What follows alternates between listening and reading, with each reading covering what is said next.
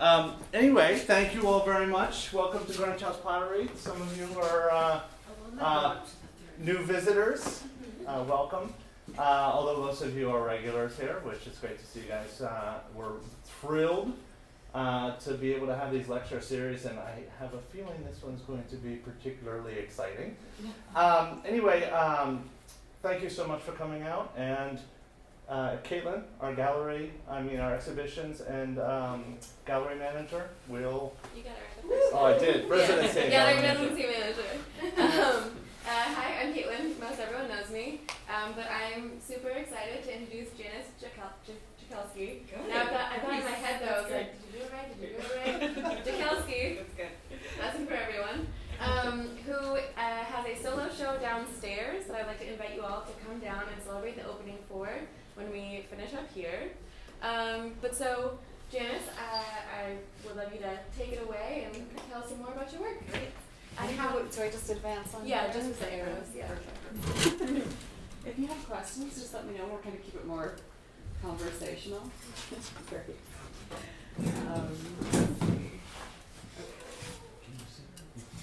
I have this author that I love named Georges Perec, who was a French author, and he has this lovely way of playing with language. And there's specifically this book of essays that he has called Species of Spaces that I would highly recommend. And it's one of those books I always go back to, when I'm kind of in between making work and figuring things out, I'll always go back and just thumb through his books. And he writes really nicely about existing in a place of uncertainty and kind of existing in like an uncomfortable spot. And that's something that I always try to have the goal of, is finding this uncomfortable place to exist in. Talk more about that. Here's a quote from him that I love. What we need to question is bricks, concrete, glass, our table manners, our utensils, our tools, the way we spend our time, our rhythms, to question that which seems to have ceased forever to astonish us. I love that. To question what has ceased forever to astonish us. We live true, we breathe true, we walk, we go downstairs, we just sit at a table in order to eat. We lie down in a bed in order to sleep. How, where, when, why. Consider your teaspoons. And just this wonderful idea of making sure that we don't let things become mundane, or the things that become mundane, that we take the time to re-question them. So this idea of consider your teaspoons comes back over and over again when I'm thinking about new work. And yes, all right. So when I was in high school, I'm going to go way back. I'm going to give you some history and then talk about the latest work. I was extremely lucky to have a high school teacher who taught ceramics on a much more in-depth level than other places. My senior year science fair project was lead substitutions and glazes from the original Clay and Glazes by Daniel Rhodes' book. So I learned glaze chemistry in high school. We were using lead, unfortunately, which is not the best thing. But I was introduced to ceramics in a much more on the chemistry level as well as the art level, at an age where I think most people don't have that exposure. And one of the artists who I was introduced to was George Orr, the Mad Potter of Biloxi, on the left-hand side. And if you're not familiar with George Orr, you should check him out. He was this just really amazing, over-the-top, late 1800s American potter. And he would go to fairs, and he would have signs out that would say, the greatest potter in the world. And he was just so over the top. There's a wonderful quote that says, "A potter said to clay, beware, and it was." It's really ridiculous. So, he has these wonderful self-portraits. Oh, what was that? I didn't hear what you said. Oh, a potter said to clay, beware, and it was. So he has these wonderful self-portraits where he takes twirling his mustache and these crazy photos. And on the right-hand side, your right-hand side, is a picture of me at 16 with my George Orr. And then when I went to Alfred for undergrad, because my high school teacher, again, if you were into ceramics, then you went to Alfred. It was kind of the pipeline. And after undergrad, I moved to Japan for a little while, came back to the States, and did a post-bac year at Harvard Art School, where I worked with Matt Towers, who makes absolutely gorgeous work. And when I was there, he introduced me to the work of Howard Kotler. Again, someone, if you don't know, check out Howard Kotler, one of my favorites. And Kotler was, at the time I was dipping my toe into political work. I was a potter still at this point. And I was shown Kotler's work, who was also had made political work during his lifetime. And as I was researching Kotler, I came across these photos that he took, also mimicking George Orr. And I just loved this idea of finding like my people, like finding your lineage. And it's something too that I'm always thinking about and collecting. Like, who were the people that came before me? Why do we like the same things? Like, how did we both end up gravitating to George Orr? You know, and then looking at my work within that context, the context of their work. So yes, that's some of my early days. I was a potter. I thought I was going to be a potter. That was what I was going to do when I was 15, 16. I was going to be a potter. Went to school to be a potter. Started blowing glass, you know, breaking that a little bit. Got out of school, went to Japan, was a potter. And then I started making pots that had more surface decoration, more political pottery. And at one point, this gallerist up in Aspen, Sam Harvey, had taken me aside and he was like, "Honey, you're a sculptor, you're not a potter." I was like, I think you're right. Like, my ideas were starting to be confined by a pot. I was starting to feel like that the pot was becoming secondary to the concept of what I wanted to explore. But I did want to throw up one slide of pots that I have made. Every once in a while I'll go back and make pots. So I participated in Ayumi Poirier's Obamaware, her Obama, for his first election. They did a fundraiser. It was 25 potters. We raised like $10,000. I think I had these here. This is like years ago. These are Founding Fathers teacups. And then I was at a residency in Roswell, and Sarah Palin was doing a book signing, and this is the time where she was talking about shooting wolves out of helicopters. So I thought it was really funny to make, I was going to give this to her, like go to, you know. So of course the line was so long, and I was like, there's no way. So I like gave it to one of her bodyguards. I hope that she has this in her kitchen, because I thought it was really funny, and I thought it played that line of like how ridiculous and over the top the conversation was at the time. Little did I know it was going to get even worse. But, you know. The funny thing about the Palin cups is I made two of them. One I gave to her, and the other one, I don't know what happened to it. And this was in 2010, let's say. And every once in a while I think, like, what did I do with that piece? Last week I got an email, a message over Instagram, from a woman who was at that residency with me, who I didn't keep in touch with. And she wrote this totally guilt-laden message. When we were at the residency together in 2010, we traded, and you gave me the Palin cup, and I was supposed to give you one of my pieces, and I never did. And I would like to make that right and send you a piece. Which made me laugh so much, because number one, I found out where that cup was. And number two, I owe so many people so many things. And it was such a wonderful thing of like, I'm not alone in this. All right, so then I went to graduate school thinking I'm probably not going to be a potter. And I started making objects for the body. That was kind of the transition from pottery to body objects. Happened at the beginning of graduate school, and I started thinking about some of the things that I loved about pottery, like the intimacy of pottery, that this is an object that you can have that you touch to your lips. There aren't a lot of things that you touch to your lips, but a cup, the rim of a cup is something. And you might have your favorite cup with the favorite rim, and just even the touch, the tactility of clay.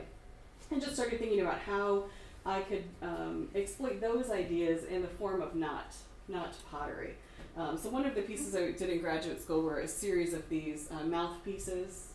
These were tongue covers. They are porcelain slipcasts, and they go over your tongue. It was just working with these ideas To of what purpose? exactly. Well, they're sculpture.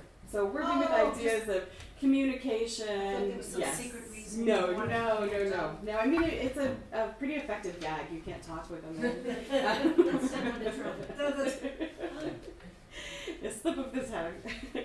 So thinking about ideas of communication, about like how we navigate the world around us. I'm married to a ceramic engineer that we met at Alfred, and this idea of when you're an artist, you are pretty selfish. It's a pretty selfish lifestyle a lot of times, because you become so engrossed in what you're doing. So this idea of communicating with someone else and kind of navigating the give and take, of that relationship.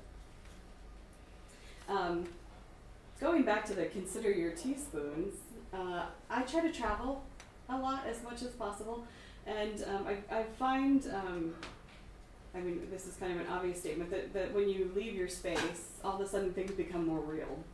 So we get so used to, the cornfield that we drive past every day to work, but then you go to India and it's like, oh my God, that's the most beautiful cornfield I've ever seen. It's like, how do we see that in our own space? Because we get so used to things, we just stop seeing them. So there's something about that heightened reality. Like I think when you leave your space, all of a sudden you start actively looking more when you're in other countries. So I had spent a summer during graduate school. I had a grant to go to India for a couple of months, and it was seeing, of course, and feeling uncomfortable, being in this place of uncomfortableness as a woman traveling alone in India. And also color. I came back from India, and before India I was using just white raw porcelain, very, very little color in my work. Came back and all of a sudden I'm making pastel everything, like bright pastel colors. So my thesis year in graduate school, I went to grad school at UC Boulder, University of Colorado Boulder, which is a really wonderful ceramics program that was open to mixed media. So I got out of graduate school in 2008, and the ceramics world has changed. Some of you have been around the ceramics world for a while. It wasn't always so accepting of interdisciplinary work, and even just in my somewhat short career, I've seen a huge change within the community of, I used to apply for exhibitions or be asked to be in exhibitions, and you'd read the gallery kind of rules or statements, and they'd say, your work must be 30% clay. And I think, like, by weight, like by volume, like what's the line here, And I do think that the interdisciplinary has been embraced much more. So my work in graduate school became very interdisciplinary. I do have some ceramic in the work, but I began sewing quite a bit because I was working with the body, so it made sense to move into lighter materials. So my thesis exhibition was a series of headwear, eyewear, mouthpieces, and it was called Addressing, Dressing, and Redressing the Body. And different objects for hearing, different objects for seeing, and kind of interrupting ways that we see the world. So it's trying to kind of recreate this experience of being out of our space by making objects that kind of either blocked off the world, or you could only see a small part of the world at one time. Like when you're a kid and you look through we all do it still, the paper towel roll, the empty roll, and then all of a sudden that 2-inch circle, like that's like so real, like the colors inside that little viewing area are so much more real than if you're just looking at the thing. How much of that is clay? This piece does not have any clay in it. 0%. Yeah, I only put 2 images. So there's some clay pieces in the back, but it's too hard to see in the small. You didn't make the models? Did you make the models? Yes, the head forms are plaster. So after graduate school, I taught for a year. I did a fill-in for someone's sabbatical at University of Colorado Colorado State in Fort Collins. And then I was fortunate enough to get this residency. And I've done quite a few residencies over the year. I like everyone else, like you think you have one path and then it ends up being another path. Like I thought, I'll get my master's and then I'll go teach and get a tenure job, and that's what I'll do. But instead I kept applying for and getting these residencies and really enjoying that. So my career has kind of ended up being this cycle of residencies and adjunct positions and 1-year professorships places. And one of the wonderful residencies, I always try to put this one up here because people don't seem to know about it as much as others, is Roswell Artisan Residency Program. I would highly recommend this if you're looking for a year to get away. It's one of the only residencies where you can bring your family with you, and in fact they increase your stipend depending on how many people you bring with you.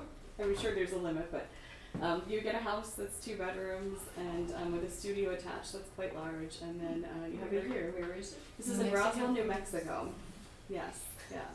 So if you have a sabbatical fill-in year coming up that you need to get away for, this is a really great residency. It's a residency where they call it the gift of time. So you don't have to work for them while you're there.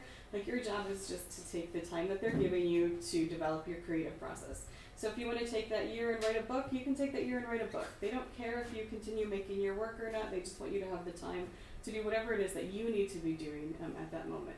And every month they knock on your door and they hand you a stipend check, and you just make your work. So it's this really lovely rural community. If you are not fine with the tarantulas, scorpions, and living in the desert, do not apply for this. But otherwise, it is one that I recommend. There's some shared studio spaces. They have kilns, and they've expanded their ceramics program. I would say I was one of the first ceramics people that was really poking around there, and then in the last 5 or so years, they've really expanded the ceramics acceptance that they're letting in. I'm trying to think of his name. Eddie Dominguez, if you know Eddie Dominguez's work. He teaches at UNL, and then I think he usually spends half the year at Roswell, so he has a permanent studio. So there's a really nice ceramic local community as well there. That's my pitch for the Roswell residents. All right, so while I was at Roswell, I thought I have all this time and I have all this space, I'm going to make large work, but instead I kept making my headpieces. It was like what I wanted to do and what I felt like I needed to do, they ended up not matching up. So the next few body of work, I'm just going to show you some of the developed wearable pieces that I was making at the time. My switch back to this thin, to working in clay and this thin porcelain that's downstairs is incredibly recent. This is within probably the last 2 years that I've really started making this work, so it's really new for me, and I'll kind of talk about that transition. This piece is called Auspicium, and I sewed birds on the, can I get my water bottle? Yes. Thanks. On the eyes of this piece, so when you wear it like a mask, Auspicium is a person who can tell the future through the flight patterns of birds. And I thought, well, if I put these birds on the mask, and you're walking around, you are the bird making the pattern, but maybe you're also the person who can tell the future through this thing. So there's a lot of this childish, magical thinking in this work. It's like when you're a kid and you think, if I hop around the barn on 1 foot 3 times, maybe I'll become invisible. And it's like, it's not going to happen, but what if? Like, what if? That's always the question with my work. Like, what if? What if I can make porcelain that bounces? What if I can become invisible by wearing this thing or tell the future? And a lot of it is just this magical thinking that I find personally amusing and somewhat delightful. So this, the piece across from it is Beware, I Am Fanciful, which is, I was looking a lot at, and even now, I look at a lot of flowers and meanings of flowers. And there's this wonderful Victorian tradition of floriography, it's called, and they have dictionaries of flowers and their meanings, and these are huge dictionaries, just hundreds and hundreds of pages, and you can find the original ones online. Someone scanned like a complete floriography dictionary, and because it's Victorian times, the language is incredibly flowery as well. So the meaning for begonia was beware, I am fanciful. There are other things I was trying to think, like it's like the plum tree is something. There's something very dark. There are a bunch that are very dark. It's not just these sentiments that we think of like red roses on Valentine's Day. They can be like, my regrets will follow you to the grave. Just really kind of dark things. You think, wow, imagine receiving that and looking it up and being like, wow, okay. This is a piece of daffodils. I made this while I did a year up in Calgary, Canada. So I did this while I was in Calgary, and I'm from Pennsylvania, live outside of Boston now. I'm used to winter. I went to school in upstate New York, and but Calgary winter is like a whole other beast. I lived in Colorado for 8 years. Like I know winter, but Calgary winter was pretty intense. It would be like dark at 1 o'clock in the afternoon in the deep, deep winter, and negative 20 degrees out, and this. Kind of living in this darkness and just feeling that winter depression, I started making work that was much more, it was like, I just need to make something that cheers me up. And one thing, when I grew up, I had my parents have hundreds of daffodils, thousands of daffodils. It's insane. And I love daffodils. So there's a poem by Wordsworth that I love, and it's called I Wandered Lonely as a Cloud, and it's about the dancing daffodils in the breeze. So I made this headpiece covered with fabric daffodils. And I thought, okay, again, that thinking of, maybe if I make this thing, then this is the thing that will kind of lift me out of winter grayness. I don't know that it works, but. And then these are the more recent, kind of the end of the wearable pieces. I always do dazzled by your charms. I think that's the meaning for ranunculus, was the flower I was doing. I made a series of blindfolds, and looking back on it, I'm like, that's kind of dark. I'm like, everything became like just blindfolds. Before the work was about how do I enhance the scene, and then all of a sudden it was like, I just don't want to see anymore. Like I just want to block it all off. And I think this was the move back to New England. No offense to New England. But it was this transition. I was going through this transition of, we bought our first house, and before then we were moving every year after graduate school. I think I looked it up and I had 11 studios in 10 years at some point. It was just this constant turning over of things. And the problem with that is there's so many problems with it, but one is you don't learn how to be present because you think, well, I'm not going to be here very long, so I don't need to be present. I'm looking for the next thing. And so all of a sudden I'm faced with this situation where I'm like, I live here now. Like, I have to be present. Like, I should be making friends because I'm not leaving, in 8 months to move on. So I think I was making the blindfolds as this. I just felt like I just need to kind of reset, close my eyes, and be where I am, like, at this moment. Being here, the piece was called. All right, so now into the porcelain. I teach at the Mass College of Art and Design. I teach adjuncts there, and I have for the last 4 years, seems like forever. And one thing in my classes that I always tell the students at the beginning of the semester is I draw on the board mountains and a little river in front of it. And I like to think about this running the semester this way, but I also like to think about my own practice of having the mountains, which are kind of the larger projects that I'm working towards that aren't immediate, they take some time to chip away at, and then having the stream in front of the mountains. And those are the ideas that you're constantly coming up with and maybe playing around with. The stream is the thing you can go to when the mountain becomes too hard. Maybe you're working on a piece and you want to quit that piece because you think, well, this is just a terrible idea. Why am I wasting my time on this? But as an artist, you can't just always quit the things you're working on because you have to get through that phase of the work where it's terrible and get to the good part of it. So for me, always having kind of this stream, this secondary stream of projects that are happening, it gives me somewhere to go when I get tired of being on that mountain. Does that make sense? It's so easy to give up. At least for me as an artist, I think it's easy to be making something and investing yourself so much in it, and you get through, we call it the ugly phase. You may have heard this in classes that you've been through, where your work goes through an ugly phase and you think, this is never going to be what I want it to be. And then making yourself push through the ugly phase. I think that's one of the hardest things as an artist is to push through that and to get to the final result. It's so easy to give up before you get to that final result. So for me, my stream was working on this thin porcelain. So I'm making my wearable work.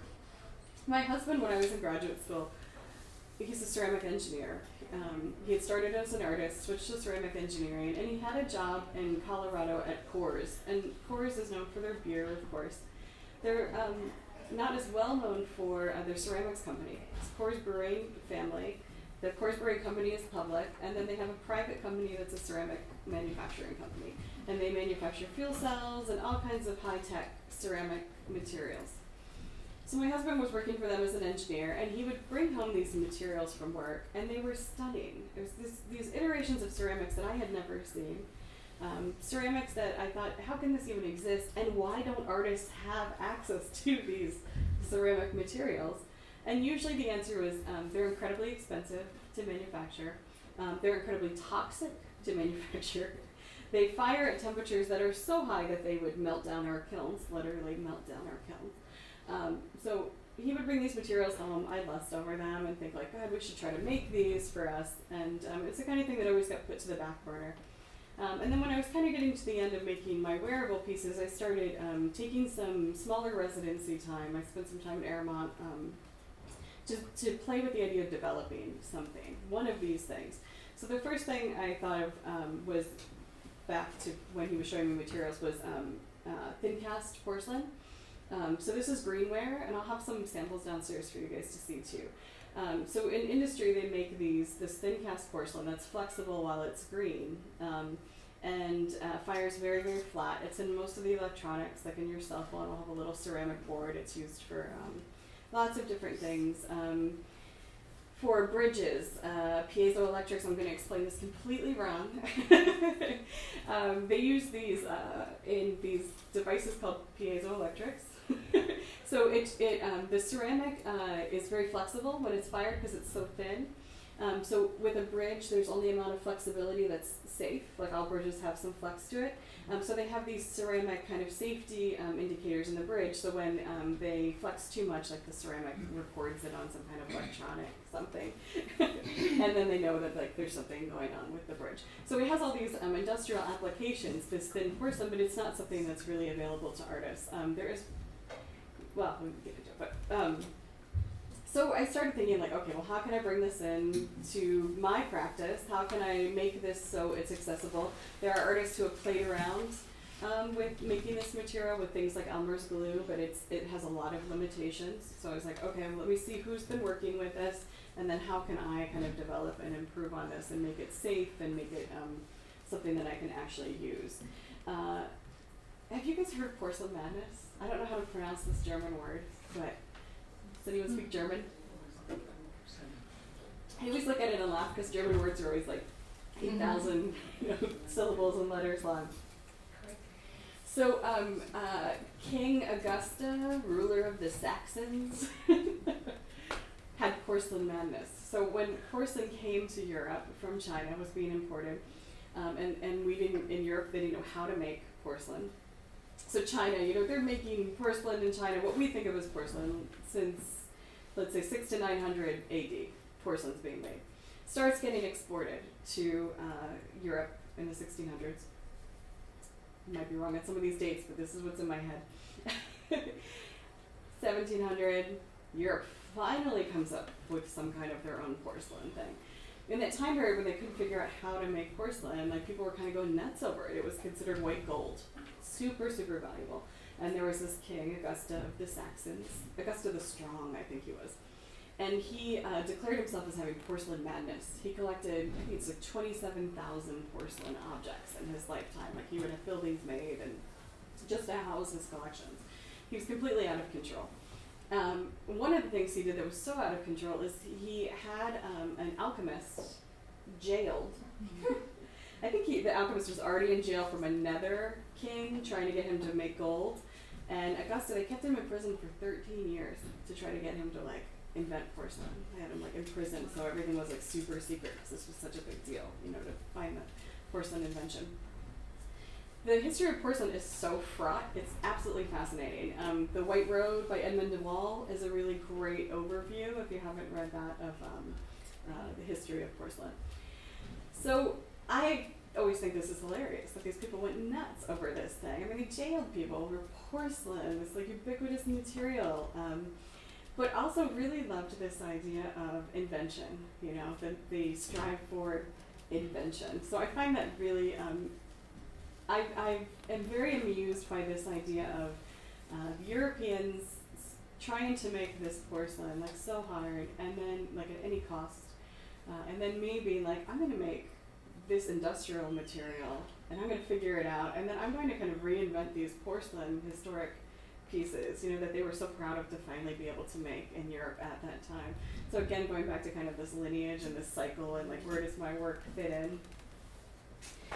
So we started playing with this material. Here's a shot of our lab. I kind of got the first few batches done.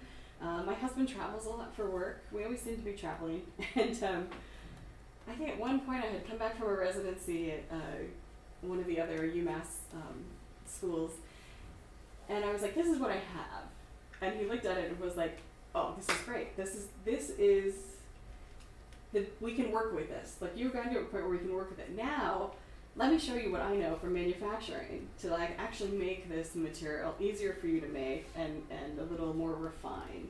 So we've started this collaboration now in the lab. So we set up a lab at our studio, and we've bought industrial equipment so we can actually make the material properly. But one of the funny things about working with an engineer is that he's so logical.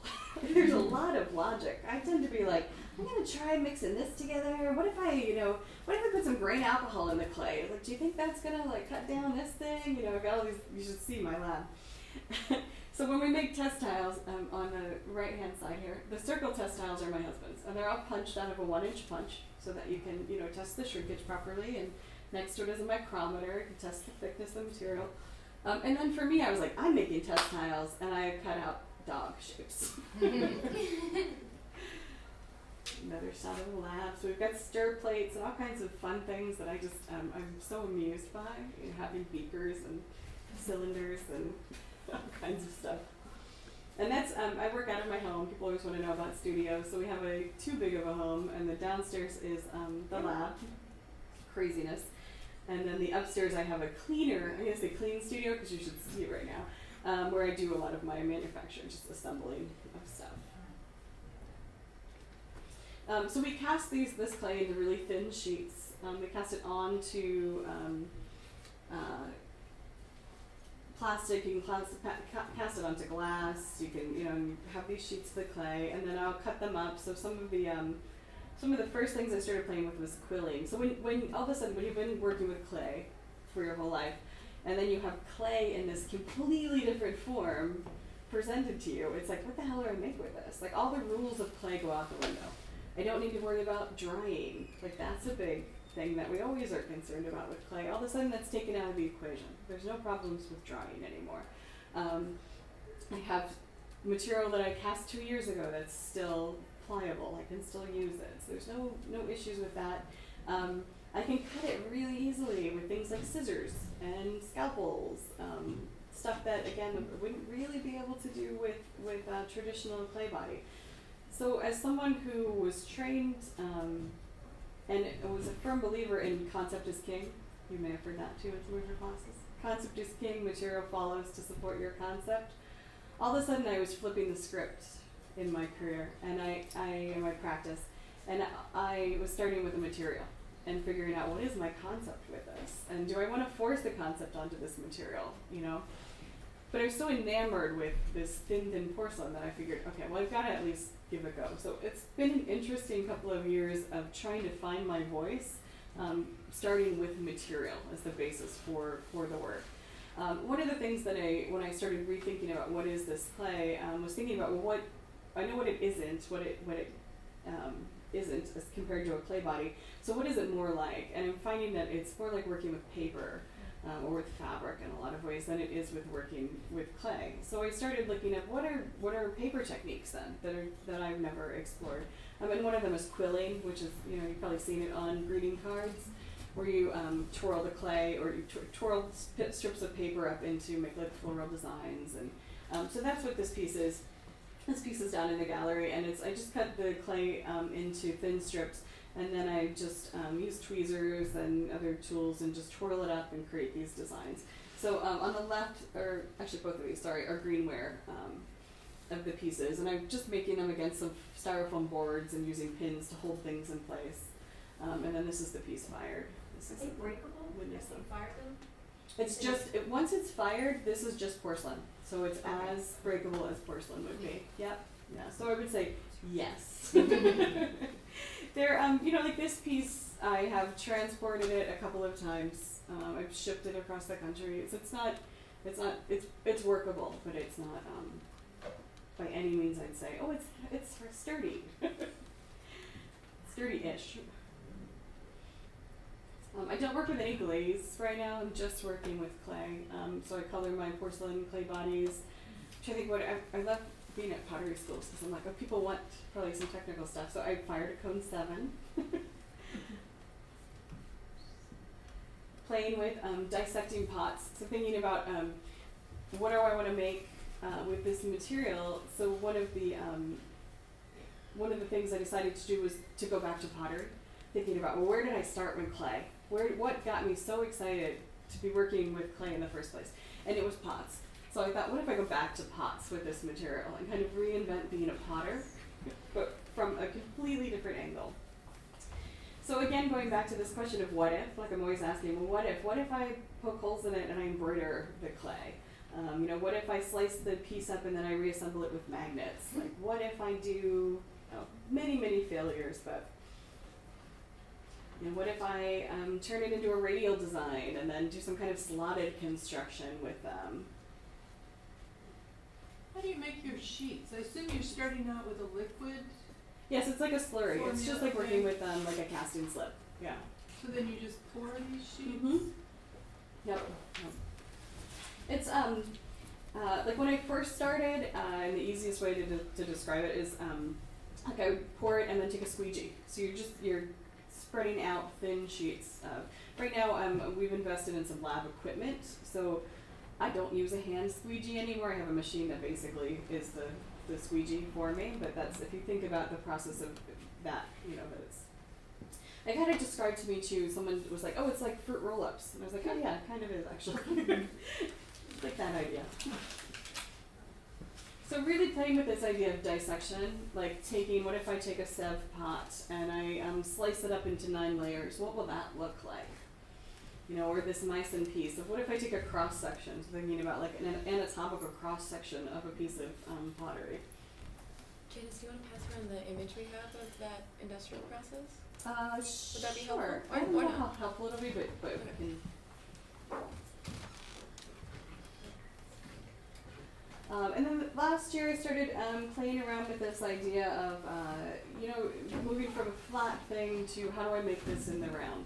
So this piece is down, small version and a large version of this is in the gallery. And I call these book vases, and playing around with binding these kind of pages of the clay and then opening them up so you have a closed book, and then you open it up and you get the vessel. And then playing with, what if I put flowers in those vases? What if it's not just an empty vase, but it's this full thing? Playing with reveals on the stems, and a lot of this, and I feel like I'm finally finding my voice in this, and it's been an interesting making myself stick with the exploration and not move on to something else that I'm more comfortable with, I think has given me the opportunity to really play with a lot of ideas that I'm excited to go back and kind of pull from some of these older pieces and be like, okay, that was working for me. Like in this piece, I really love the stems, like seeing the stems in the bottom of the piece. So I think I'm going to use that again. Like that will definitely come back into the work. This piece is down in the gallery, another open.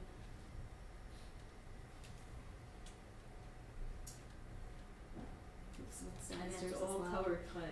It's all colored porcelain. Yep, just Mason stains. Mason stains in the U.S. Pigment Company. Whatever where us kids are buying clay stains these days. And I just use a porcelain recipe that I started with someone else's casting slip recipe and have modified it to work for what I need. One of the wonderful things about the material is that I'm not dependent on the clay for plasticity. And anytime we make clay plastic, the materials we have that make clay plastic, for the most part, will make it a little dirty too. So that's why porcelain isn't very plastic, because we want it to be translucent and super white. So because I'm not dependent on the clay to be plastic, because I'm adding basically plastic into my clay, then I can take out all of those impurities from the clay body and make it just a really translucent white, super white porcelain. Do single fire these? I do, yeah. Sometimes I'll refire if I get some warping on the edges of things, but otherwise I just take them right up. How long do you do it for? A couple of days? For the firing? Oh no, it's just a normal porcelain. Yeah. It's once this is fired, it is literally any of the porcelain clay. There's nothing different from it once it's fired. This piece I incorporated some metal. Metal is like a huge gap in my education, and I'm always like, I'm going to take a jewelry class or something so I learn how to work with metal. But the internet is so unbelievable. It's so toxic and so wonderful at the same time. You can learn how to do anything. So next thing I know, I'm ordering an acid bath kit, and I'm etching out metal pieces underneath my front carport. It's this is so cool that you can just do this, just order stuff and make the thing. I love it. This piece has a life cycle of roses on it, so it's closed rosebud to a dead rose flower is the last one on it.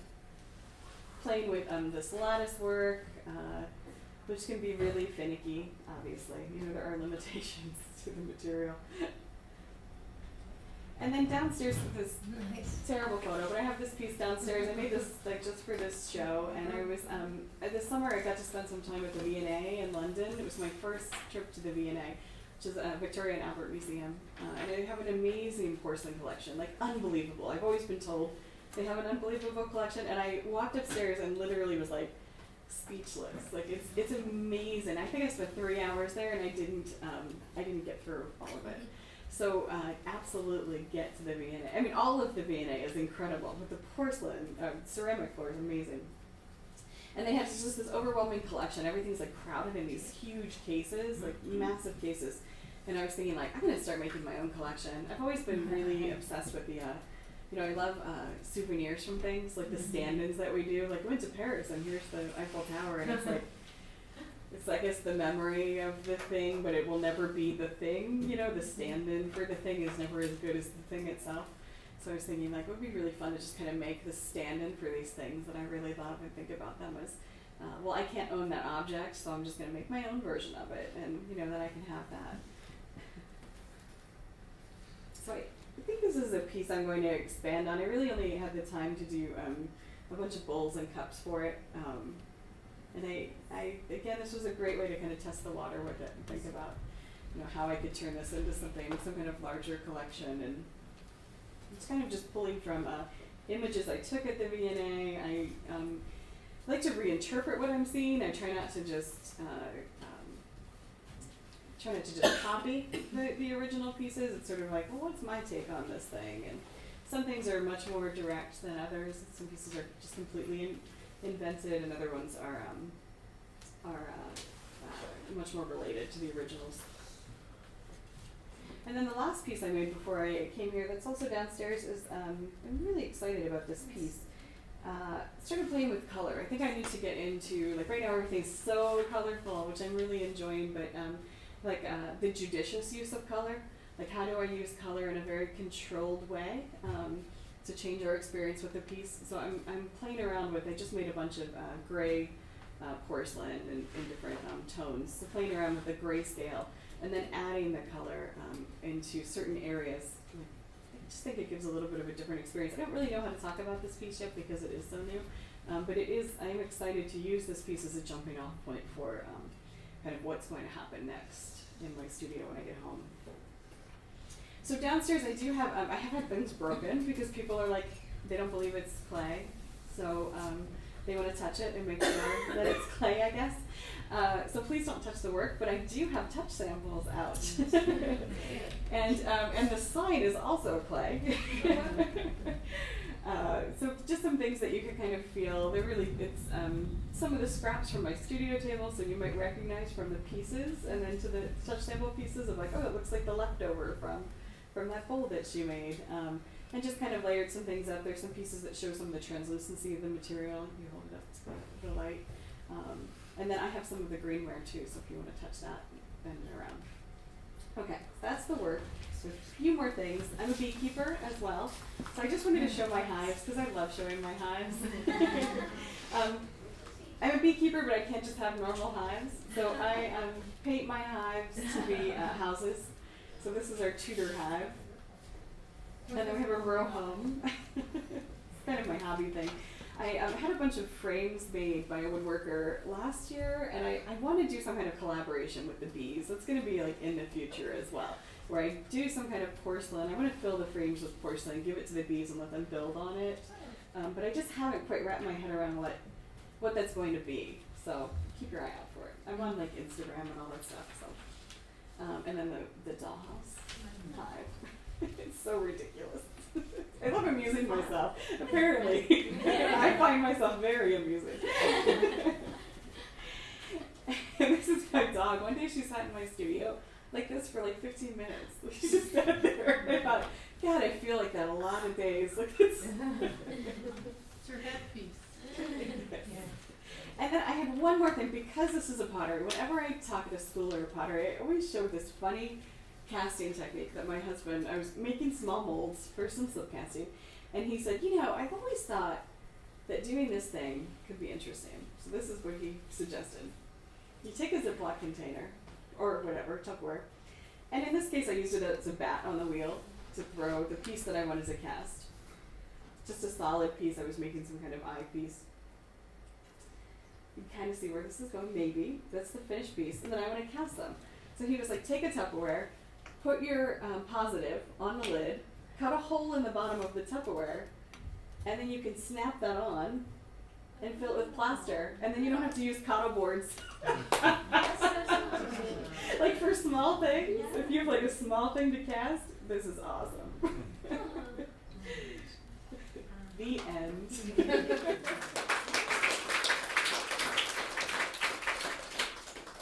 We've got time for some questions.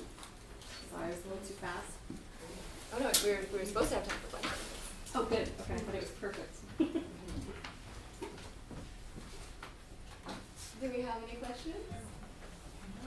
Could you go through that casting business again, what you just said, with the Tupperware? Oh yeah. So if you have the lid of the Tupperware and you put, I threw something on it, but you could just mount your positive on it that you want to cast, and then cut a hole in the bottom of the Tupperware container and snap it back onto the lid. Then when you pour the plaster in, it's because it's leak tight. Yeah.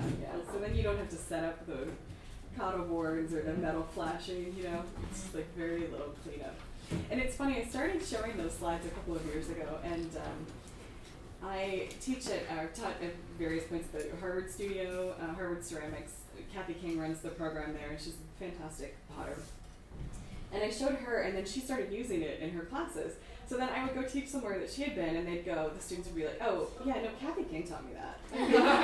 That was my idea. It was actually my husband's idea.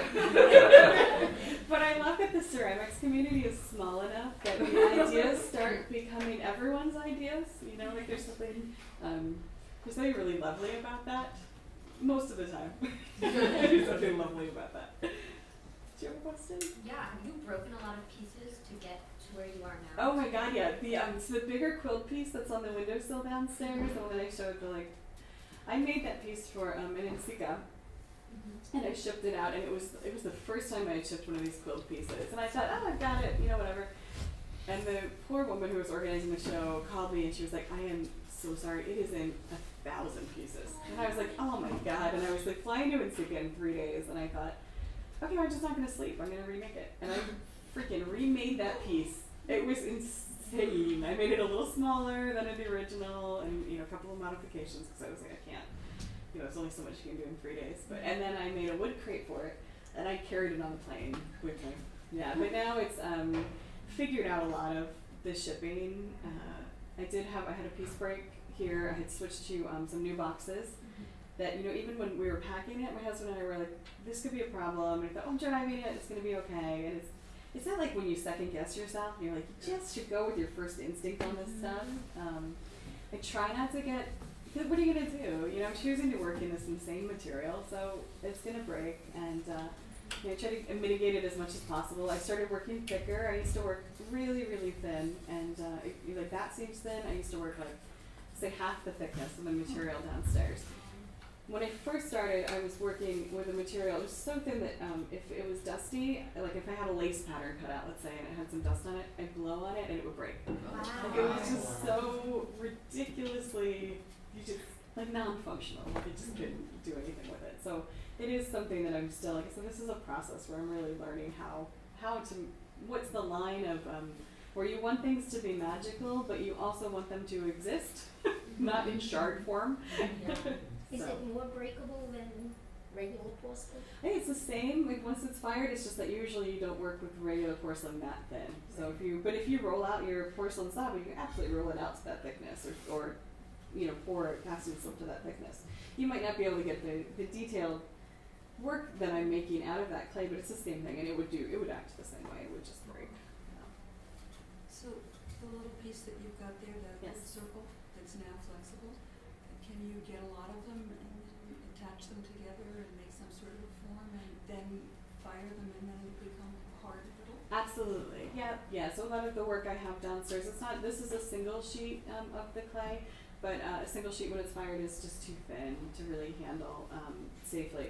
So I'll put, I think right now I'm working with four to five layers, where I'll just layer them up. So I brush a little bit of like a solvent that breaks down the plastic that's in here. It just wets the surface, and then I can press them together. I use a brayer and kind of veneer the pieces together. And then when it fires, everything that's not clay just burns away. So what's left is just the clay.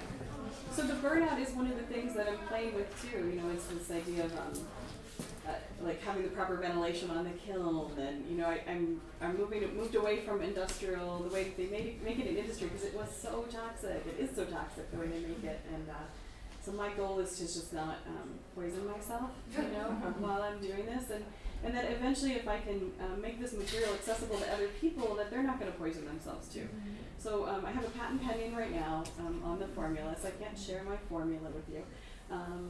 But like I said, there are other people who have played with this. If you want to get started with it, just do some searching and you'll find like the Elmer's glue thing is kind of where most people start with it. And you know, hopefully we'll get some kind of protection on it so we can start making it and you know, making it available to other people. So when you fire it, are you getting a lot of warpage? You know, does porcelain warp at all? Yeah, so if I fire, most of my work is made so it's fired flat, so then it doesn't matter because it's just flattening out on the shelf. I've been playing a bit more as I make the pieces thicker. We've made some tests of things that are more upright, and it does warp, but the thicker I go with the work, the less warped it is. You know, And you're doing oxidation or? Yes, yeah, just an you don't need electric an kiln, oxidation, yeah. right? Or a glaze, right? I'm not glazing it because I it's one of those things where I'm like, I should do some testing. I think glazing could be beautiful on it, spraying the pieces with glaze maybe after they're out of the kiln and refiring them, you know, while they're standing up. I think there's too many ideas in that stream, you know, while I'm trying to like climb the mountains and get the work done, and then I'm like, my brain is so distracted with you know, too many things. And we taught, my husband and I co-taught for the first time at Aramont, a workshop 2 years ago. It was really fun. So we did this it was like a magic in the studio workshop or something, where we were trying to be really forceful about like, we're just experimenting. Like, you're not going to probably take anything home from this. We're just going to play with clay. And for the weeks leading up to it, I did the what if thing in the studio. Like, what if I make a clay that, you know, what if I pour grain alcohol in it and I can make the clay have a reaction so it foams everywhere? Like, what if I can take the clay and gel it so it bounces across the floor? And I kind of came up with a couple of base recipes for some of these little experiments, and then we used the class to develop them a little bit further and just really start playing. So I have a lot of materials that are not this that I also am really excited to play with, and excited with the idea of going back to what is clay, questioning like what is clay and what is ceramic, starting from that point. Well, I was just kind of thinking about that. You know, what is exactly clay? And let's go back to what you're doing is porcelain. What is really porcelain from China, and then transferring to Europe and trying to figure out what that is, Yeah. and then now currently what you're doing. I'm always wondering about the poison and the toxicity of. Even in China, we have the lead problem, and then moving into Europe, we have that same kind of. And then now you're doing this, and you know, how safe is this whole thing? And can your material, can you actually put food right next to it? Oh yeah, And absolutely. would it be Yeah. safe? Yeah, it's food safe. Sure. It's I've never made anything functional with it. I think we have 1 cup in the studio, but it's so thin I wouldn't use it anyway. Literally, like once this is fired, it is just your basic porcelain slip casting recipe. There's nothing else in it. There's no lead in it. There's nothing. I don't use solvents to make it, which is the big thing in industry. They use a lot of like cancer-causing solvents, methyl ethyl ketones, which I've removed from the process. So yeah, so it's I would say it's safe. Yeah. So whatever the additive is, that burns out when it's fired? Yes, yeah. So, like I said, ventilation is something that figuring out what's like a most efficient burnout kind of situation. It's like, you know, it's like when you burn out things, you dip in clay too. You're burning out fabric that you dipped in clay. Like we all know, don't do it in the studio, I'm sure. I have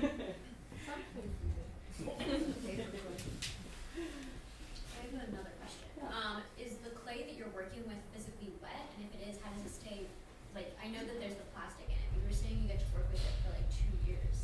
Yeah, so this is the state that it's in. After it's cast and then it dries, and if you think of like when you pour casting soap on a plaster slab and then it dries, Yeah. you know, we get through that stage with traditional clay where it's you can handle it and it's flexible and then it dries and all of a sudden it's brittle. They never get to the brittle stage of the clay. It just will always be like this. I can change the formula of this to change how much it stretches when I work with it, like how stiff it is. Like in industry, they would not have so much flexibility because they want something that's really stiff like a board because that's what they're firing them super flat. So if you want something super flat, you don't want to start with something flexible.